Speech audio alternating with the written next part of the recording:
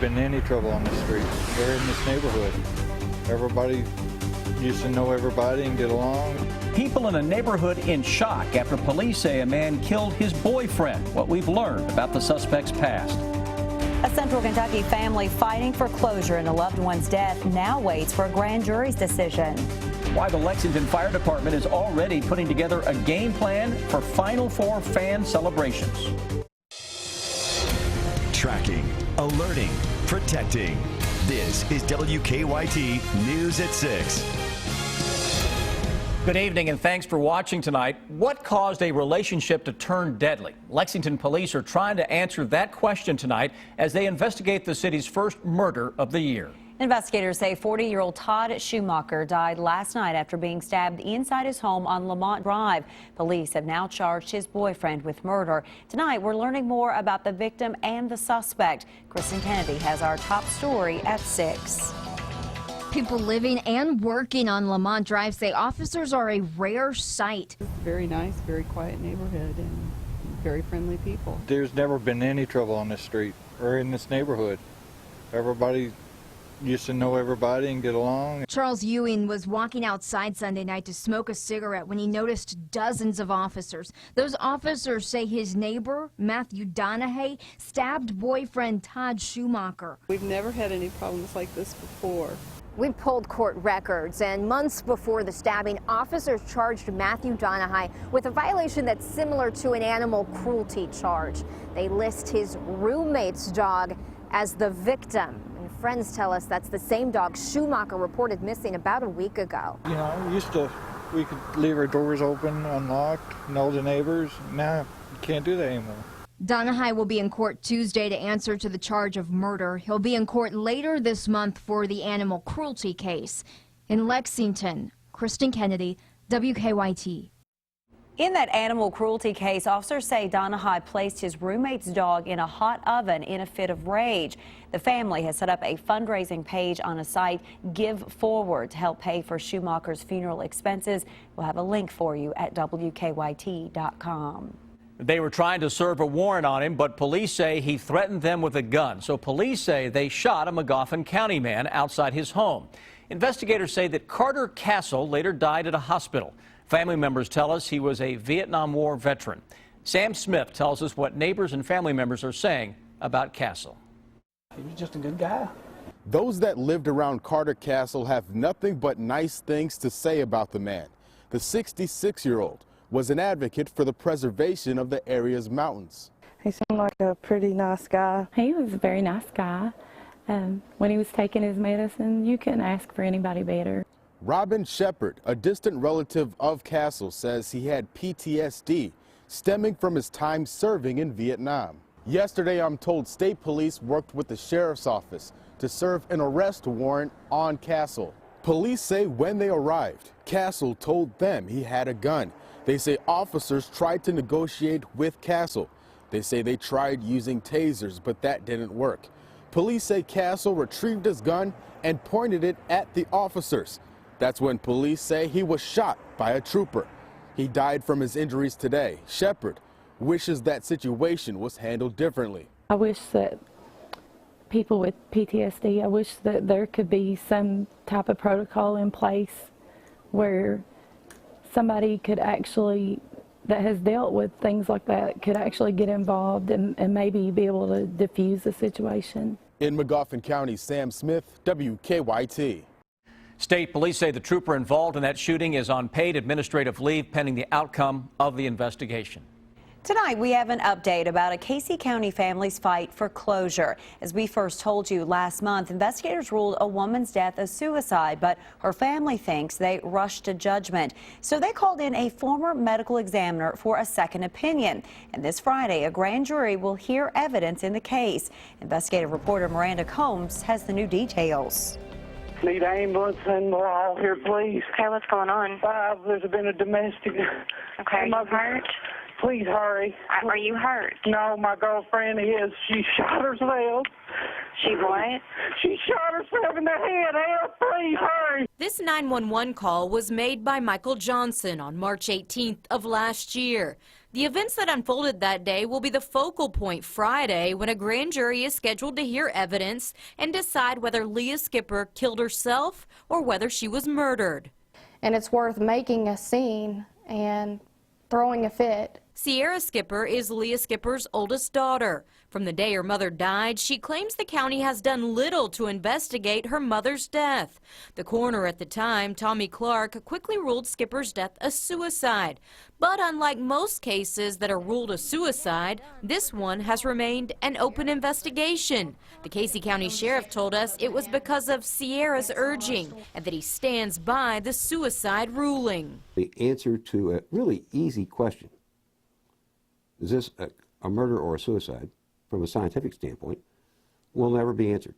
Dr. George Nichols is a former state medical examiner. I have studied thousands of death scenes, probably thousands involving firearms, and hundreds of those were self-inflicted. The first state medical examiner in Kentucky. He's been consulting for both criminal and civil death investigations since he retired in 1998. This lady needed an autopsy. He backs up Sierra's concerns that the investigation wasn't thorough or fair. So it could be an accident, it could be a homicide, it could be a suicide. Dr. Nichols says protocols are in place, paid for by taxpayers, to help officials conduct thorough investigations. If you do not have the equipment or you do not know what you're doing, get out the yellow tape, put it on the front door, and call for help. Would you say they didn't know what they were doing? I know that functionally they accomplished nothing. The coroner's report cites an imprint on Leah Skipper's right index finger, giving the coroner evidence for a self-inflicted gunshot to the head. Never once have I seen an imprint maintained post-mortem in a dead person. Doesn't work. Skipper and Johnson had a rocky and violent relationship, proof found in emergency protective orders over a decade's time. Right up in the beginning, we have a problem with the two people. Dr. Nichols says the EPOs are enough to stop a quick suicide call and send the body for an autopsy, but that didn't happen. There's one and only one opportunity to process a crime scene, a dead body scene, and it was mismanaged from the beginning. Nobody has taken the time to look into this other than us. I mean, we haven't had any help. Except for this man who says the damage is already done. But still, members of a grand jury will decide whether there's reason to doubt the initial cause of death. And we reached out to Michael Johnson, Skipper's boyfriend, who called 911 the night she died, also the Casey County Sheriff, and Tommy Clark, who is now the former coroner in Casey County, for comment. No one returned our calls. Miranda, this family, are they at least hoping for closure when the grand jury does meet? Well, I asked them that, and no, absolutely not. In fact, a lawsuit will follow this grand jury hearing, according to the family. So more to come. Okay, look for that. Thank you, Miranda. And tonight, the search continues for a man police say robbed a Lexington business. It happened at the Cash Express on East New Circle Road about 9 this morning. Police say the robber walked in, showed a gun, jumped on the counter, and told the clerk to open the cash register. Police think that he drove off in a black 2006 Chevy Suburban. Police say the robber is a white man about 6 feet tall with a medium build and a teardrop tattoo under his right eye. Well, it is not often that we're able to enjoy both mild temperatures and sunshine in the month of January, and it looks like we have one more day of this nice weather. Meteorologist Jim Caldwell has an early look now at your forecast. And these mild temperatures, they're extremely nice. And when we do make the transition initially toward midweek, we'll be about average. And then the bottom falls out. We look outside with some of the readings that we have currently for you. We're back into 40s here in Lexington after maxing out in the mid-50s earlier. So right now at 49 degrees, the same in Frankfort. Still holding on to those low mid-50s to our south and even out across parts of eastern Kentucky as well. Very pleasant Monday. It's hard to get those two together, but we certainly did today. You see the sun has set and you see it still glowing off in the distance here. A beautiful one for you. The rest of the evening looks like this. Temperatures will continue to drop, low mid-40s for some of you because you're still holding on to some of that warmth. But once we lose that sunshine, a lot of that nice warmth that we have will start to disappear.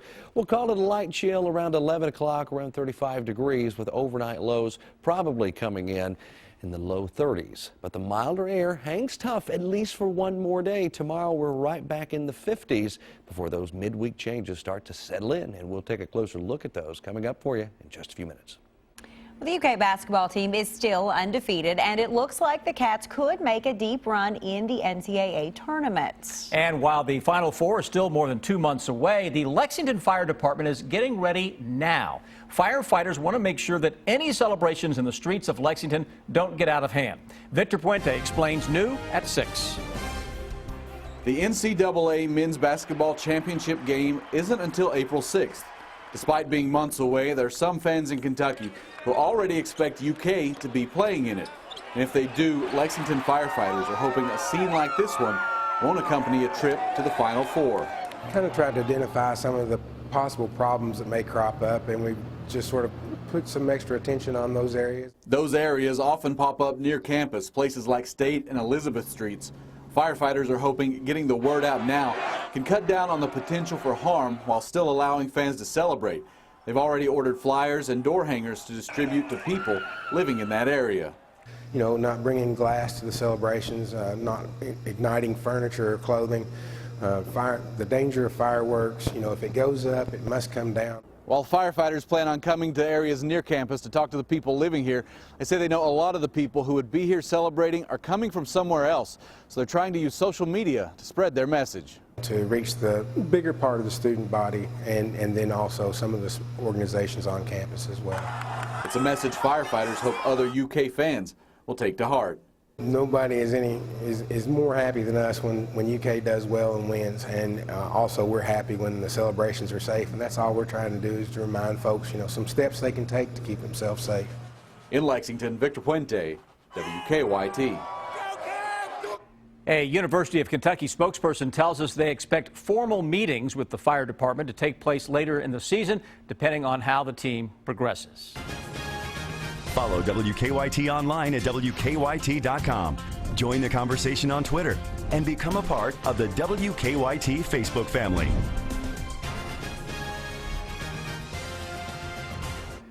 Tonight, family members of a McCreary County firefighter who died from injuries he suffered in an arson hope a reward will lead to some answers. In a Facebook post today, Arlie Hill's brother and sister announced they're offering a $5,000 reward for information leading to an arrest and conviction in the case. Hill was a lieutenant for the Whitley City Fire Department. In 2013, investigators say he rushed into a burning home thinking someone was inside. He died 2 months later. Investigators later ruled the fire an arson. Today, many people around the Bluegrass honor the legacy of Dr. Martin Luther King Jr. Hundreds of people of all ages took part in the Freedom March on the streets of downtown Lexington. Those we talked to say it's important to remember the civil rights leader and keep his dream alive for generations to come.